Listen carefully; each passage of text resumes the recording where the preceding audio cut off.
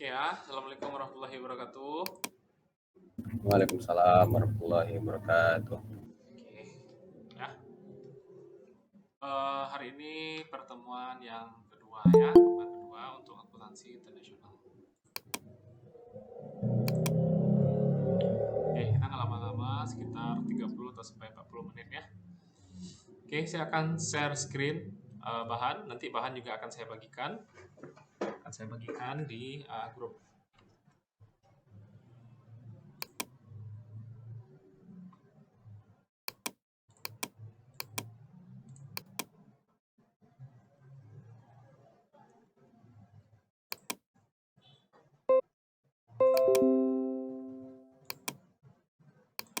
Oke, kelihatan bahannya? Kelihatan? Kelihatan, Pak. Kelihatan, oke. Oke ya, sebelum kita mulai, kita baca dulu Al-Quran Al-Fatihah ya.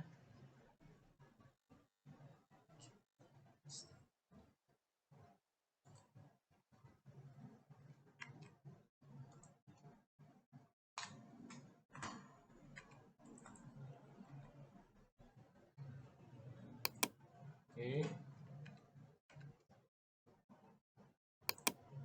Nah, pertemuan yang ketiga ini itu akuntansi komparatif untuk Eropa ya. Komparatif berarti membandingkan ya, membandingkan. Nah, oke.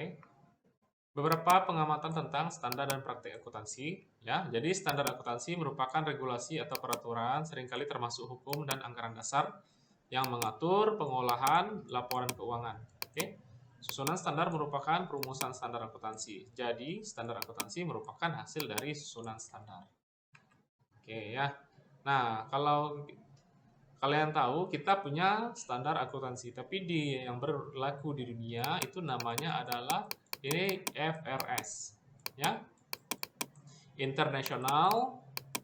Nah, International Financial Reporting Standard ya, IFRS namanya. Itu standar akuntansi keuangan yang berlaku secara internasional. Nah, kemudian IFRS ini diadopsi oleh kita untuk menjadi SAK, standar akuntansi keuangan.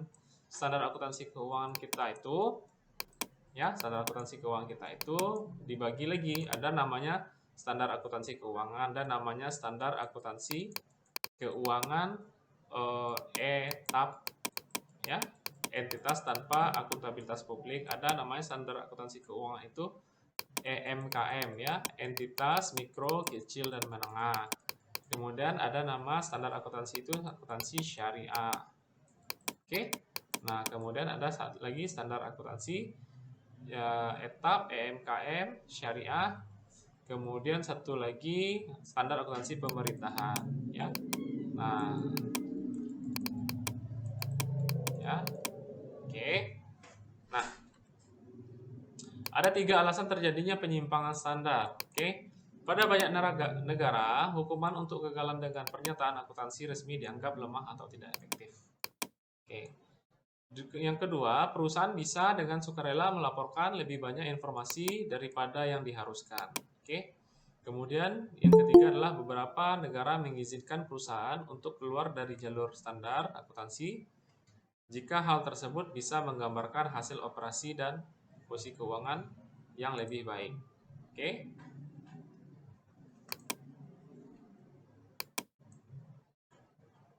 Nah, kemudian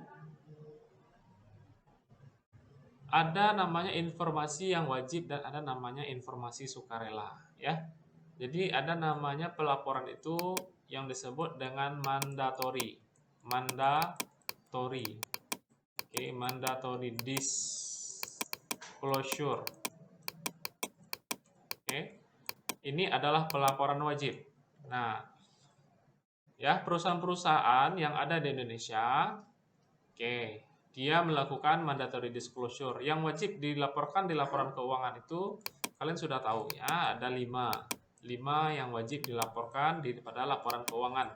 Yang pertama adalah laporan laba rugi, ya, kemudian laporan neraca, kemudian arus kas, ya, perubahan ekuitas, Nah, kemudian ada catatan atas laporan keuangan. Itu adalah yang wajib. Tapi ada juga berbagai negara dia secara sukarela melaporkan lebih banyak dari yang wajib itu. Kalau dia melaporkan secara sukarela itu namanya voluntary. Ya. Sebentar.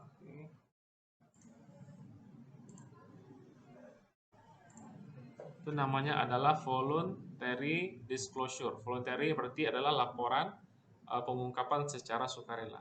Oke.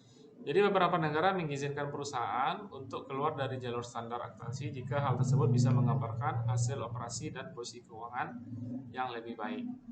Ya. Nah, ini laporan keuangan IFRS ya. Laporan keuangan IFRS terdiri atas neraca ya, neraca gabungan, laporan laba rugi, laporan arus kas, laporan perubahan ekuitas, atau laporan laba rugi dan pengeluaran yang diakui dan catatan atas penjelasan. Oke. Ungkapan catatan harus mencakup kebijakan akuntansi yang diikuti, misalnya dia pakai metode penyusutan apa. Kemudian penilaian yang dibuat oleh manajemen dalam menerapkan kebijakan akuntansi yang penting. Kemudian asumsi utama mengenai masa depan dan sumber-sumber penting tentang ketidakpastian estimasi. Nah, ini International Financial Reporting Standard. Ini ada petanya, maksudnya IFRS compliant ini adalah yang menerapkan IFRS secara penuh. Itu mapnya hijau, ya, warnanya hijau. Kemudian ada transisinya masih dalam progres. Nah, seperti Indonesia, ya. Kemudian IFRS applicable to some case. Jadi maksudnya dia menerapkan IFRS pada kasus-kasus tertentu, misalnya seperti di Rusia. Oke. Kemudian yang ini bukan not IFRS compliant, berarti dia punya standar sendiri. Misalnya seperti di Amerika Serikat. Amerika Serikat ini dia memakai yang namanya GAAP ya. General Accounting Accepted Principle ya. General Accepted Accounting Principle gitu. Pakai GAAP namanya. Yang ini berarti no stock exchange. Kalau no stock exchange berarti negaranya masih negara di bawah ekonomi rata-rata ya. Oke, kita masuk ke 5 negara. Sistem akuntansi keuangan 5 negara. Ini Prancis, Jerman, ya, Republik Ceko, Belanda, dan Inggris. Oke, ini bisa dibaca ya. Jadi Prancis ini tidak akan masuk di ujian, tapi kalian harus paham ya bahwa kalau di Prancis, nah ini komponen laporan keuangannya. Kemudian di Jerman, ini komponen laporan keuangan ini boleh dibaca. Ini tidak akan keluar di ujian, ya. Karena apa? Karena tidak mungkin kita menghafal ini negara ini seperti ini laporan keuangannya. Jadi, oke. Nah, jadi nanti ada tugas kalian, ya. Tugas kalian adalah kalian tahu laporan keuangan itu dia ada 5. Kemudian ada lagi laporan-laporan keuangan, ada lagi laporan-laporan lain. Misalnya laporan segmen bisnis ya. Nah, kemudian laporan tentang CSR, oke. Ya. Kemudian laporan tentang lingkungan. Nah, gitu ya. Nah, nanti ini boleh kalian baca. Nah, ini nanti ada tugas kalian ini misalnya Prancis. Ya, Prancis ini apa perusahaan yang terkenal di sana? Siapa yang tahu? Misalnya Peugeot. Ya. Misalnya sini Carrefour. Oke. Nah. Kemudian Prancis apa perusahaannya lagi? Misalnya L'Oreal. Oke. Apalagi misalnya Chanel, misalnya LV. Oke. Kemudian di Jerman apa perusahaan yang terkenal? Misalnya VW. Kemudian di Jerman misalnya apa lagi ya? Adidas. Oke. Kalau Belanda apa yang terkenal perusahaannya? Misalkan Belanda itu Unilever. Ya, Belanda itu Unilever.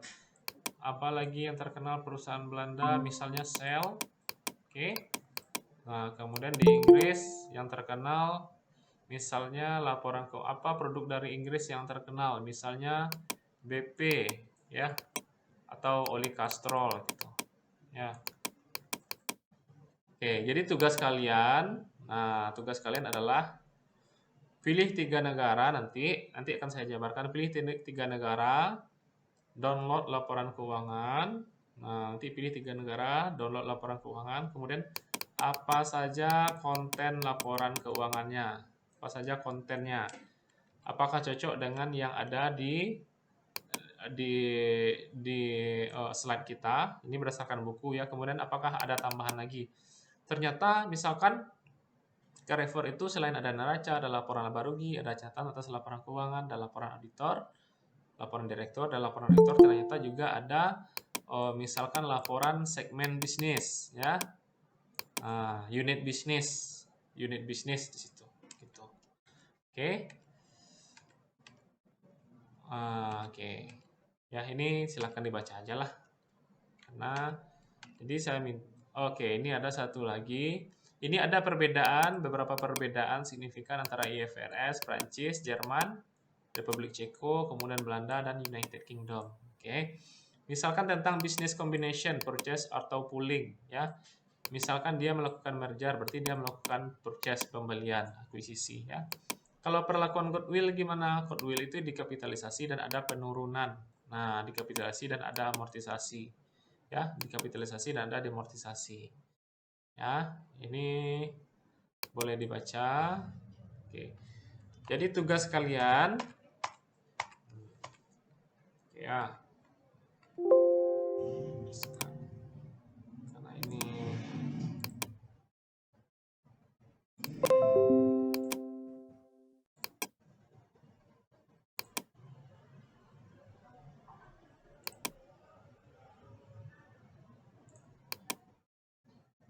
Oke.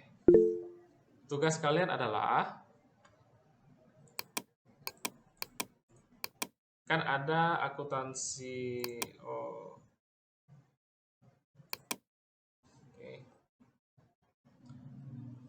kan ada 5 negara tuh, ada Belanda, Inggris, Prancis, Ceko, dan Jerman ya. Kalian pilih 3 negara, ya. Dari negara tersebut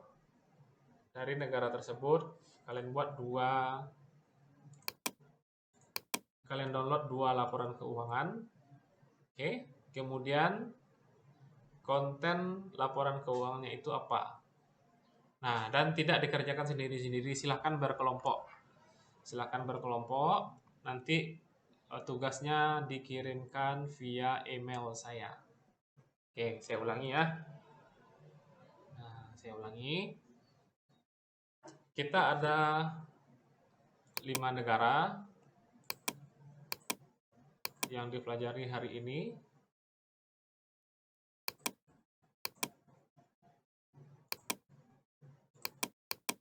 Oke, 5 negara. Ada Prancis, ada Inggris, ada Belanda, ada Ceko, ada Jerman. Ya. Dari kelima negara tersebut, saya ulangi ya, dari kelima negara tersebut, kalian pilih 3. Dari 3 negara tersebut, kalian cari 2 perusahaan yang besar di sana, download laporan keuangan, apa kontennya. Oke, saya contohkan ya. Saya pilih 3 negara, salah satunya misalnya Belanda kan. Nah, Belanda itu perusahaan yang besar di sana adalah Unilever, kemudian satu lagi Shell ya, Shell. Nah, download laporan keuangannya itu apa kontennya. Oke. Kemudian Inggris, misalnya boleh kalian pilih Aston Martin ya, perusahaan mobil ya. Perusahaan Inggris kan banyak tuh. Apalagi perusahaan Jerman. Perusahaan Jerman tuh banyak sekali, VW, Lamborghini, Scania ya. Nah, kemudian apa lagi ya? Jadi kalian pilih dari 3 negara. 3 negara tersebut masing-masing laporannya 2. Kemudian yang dari 2 itu apa kontennya. Ya. Nah, tugasnya dikirim, tugas dibuat berkelompok.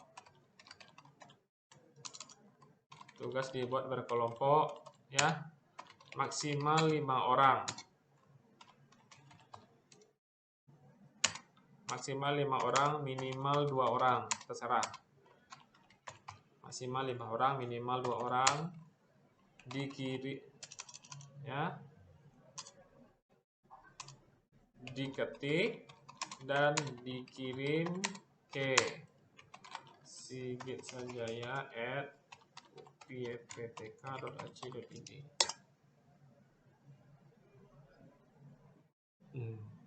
Oke. Oke, silakan kalau ada pertanyaan. Ada pertanyaan mengenai tugas? Deadline-nya kapan, Pak? Deadline-nya berarti minggu besok ya. Minggu besok masih masuk.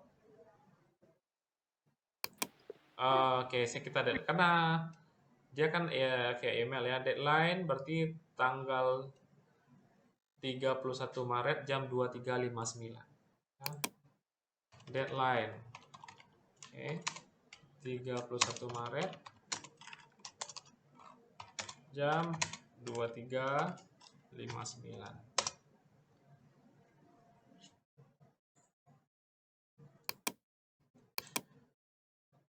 Oke, ada pertanyaan tentang tugas? Tugasnya diketik atau ditulis tangan, Pak? Diketik. Jadi gini, kan laporan keuangannya itu kan misalnya kan dalam bentuk PDF kan? Bentar Bapak contohkan ya. Ini Bapak share satu ya. Bentar, ini contoh laporan keuangan. Seluruh layar, oke. Ini laporan keuangan dari Carrefour. Kelihatan nggak? Kelihatan? Kelihatan, Pak. Oke. Ini baru, ini highlight-nya ya. Nah, kalau yang apanya?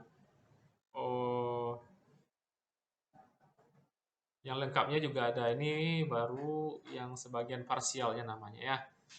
Nah, di sini ada laporan segmen. Apa buktinya? Ini di Prancis, ya, Eropa, kemudian di Belgia, Latin Amerika, berarti ada laporan segmen, gitu kan, dan diskusi, ya. Kemudian ini income statement kan, dijelaskan income statement. Berarti dari sini kalian sudah dapat laporan Carrefour itu isinya pertama adalah income statement ada, ya, unit bisnis segmentasi ada, oke. Kemudian Bapak cek lagi ya, ini income statement.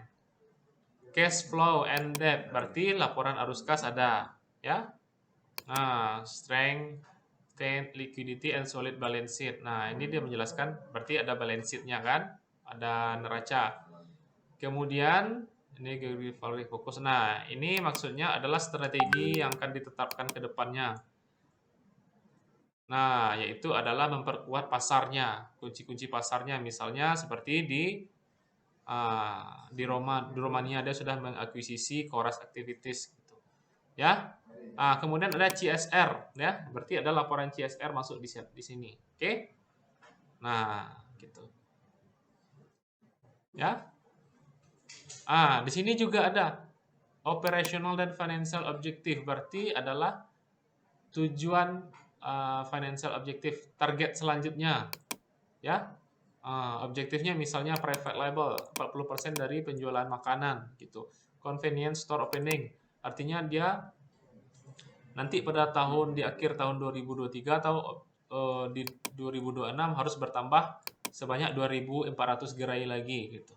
Nah, ya, oke. Nah, gitu.